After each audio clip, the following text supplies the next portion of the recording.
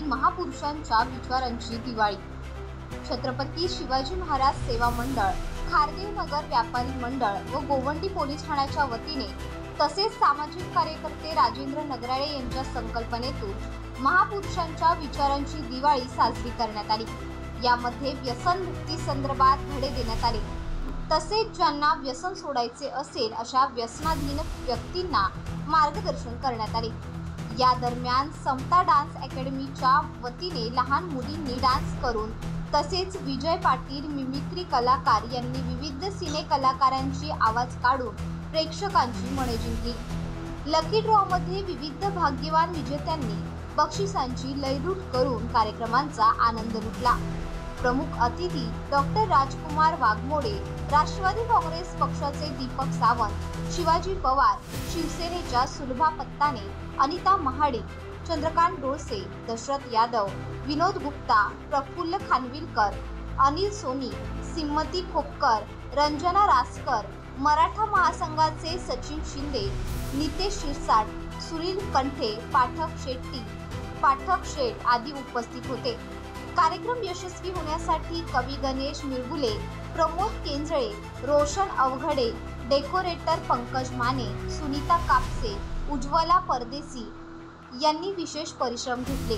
कार्यक्रमाकरिता Vinayak jewellers doctor राजकुमार वाघमोडे, आनंद डेअरीचे छोटूभाई यादव, नारायण राऊत, विनायक ज्वेलर्सचे कमलेश परिहार यांनी विशेष सहकार्य केले। सर्वांना दिवाळीच्या आणि या पाडव्याच्या नवीन वर्षाच्या शुभेच्छा देताना एवढं सांगू इच्छितो, कार्यक्रम घेणं म्हणजे हे महत्त्वाचं नसून आमचं उद्दिष्ट असतो की छत्रपती शिवाजी महाराज, डॉक्टर बाबासाहेब आंबेडकर, फुले शाहू, राजमाता अहिल्यादेवी, जिजाऊ रमाई यांचे विचार या कार्यक्रमाच्या माध्यमातून खरे तर लोकांपर्यंत पोचले पाहिजे। संत गाडगे महाराज यांचे विचार लोकांच्या या कार्यक्रमाच्या माध्यमातून पोचले पाहिजेत, म्हणून आम्ही हा जो कार्यक्रम आयोजित केला त्याचं नावच असं ठेवलं महापुरुषांच्या विचारांची दिवाळी।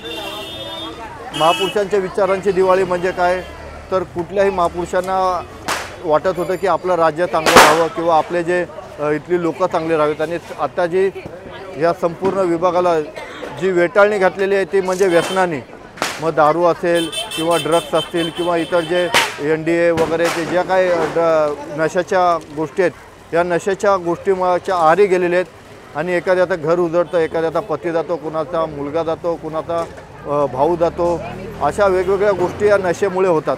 आणि ज्या वेळेला नशेच्या आहारी माणूस एकदम जातो त्यावेळेला त्याला त्याचं घर दिसत नाही, त्याला फक्त नशा आणि नशा दिसते।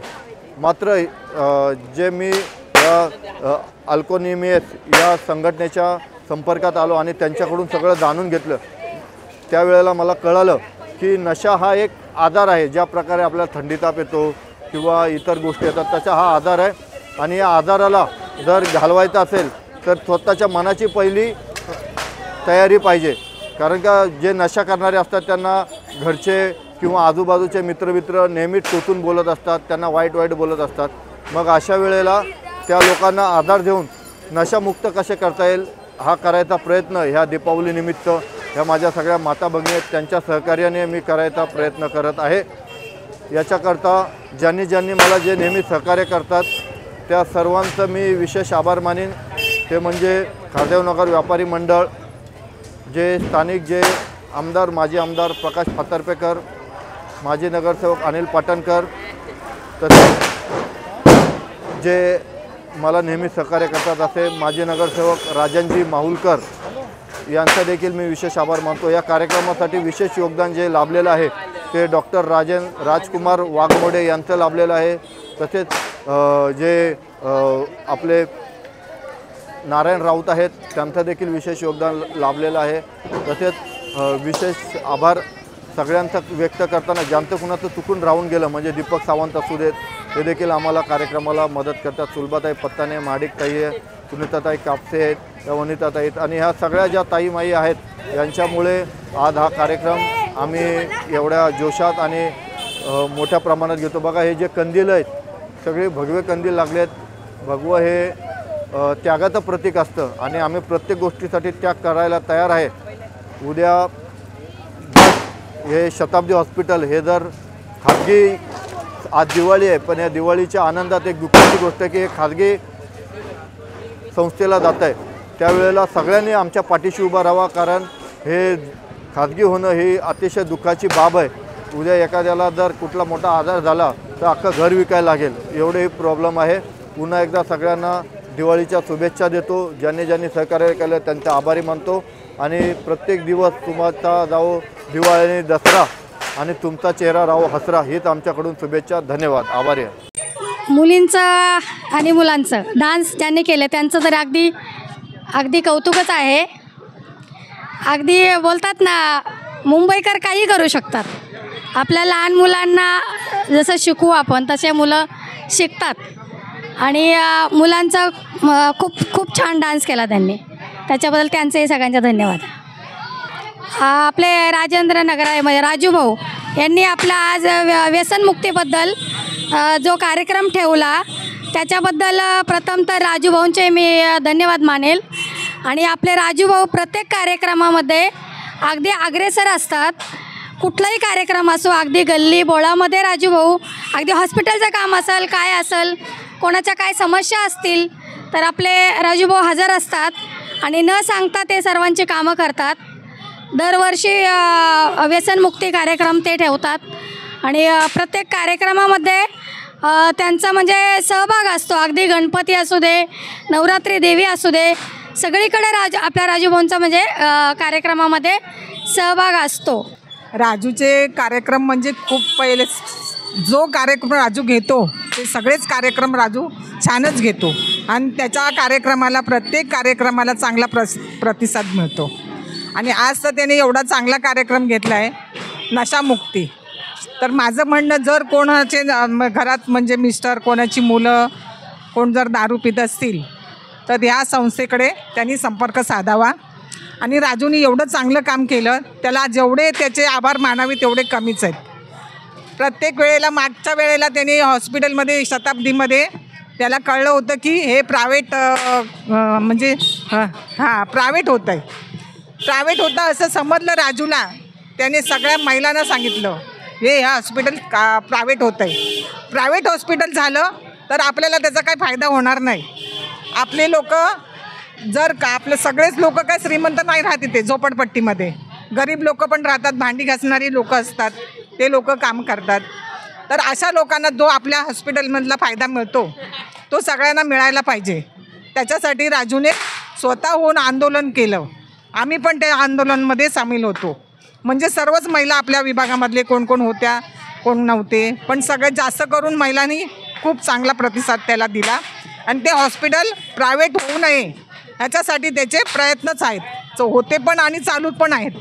म्हणजे असे चांगले चांगले कार्यक्रम घेत असतो तो आणि त्या कार्यक्रमाला, प्रत्येक कार्यक्रमाला तो आम्हाला आवर्जून बोलवतो आणि आम्ही त्याच्या कार्यक्रमाला आवर्जून येतो। म्हणजे तो बोलवतो तसं पहिल्यापासून आम्ही त्याला आपल्या शिवसेनेच्या शाखेत यायचा, तिथपासूनच त्याला आम्ही चांगल्या प्रकारे ओळखतो आणि त्याचे सगळे कार्यक्रम चांगले होतात।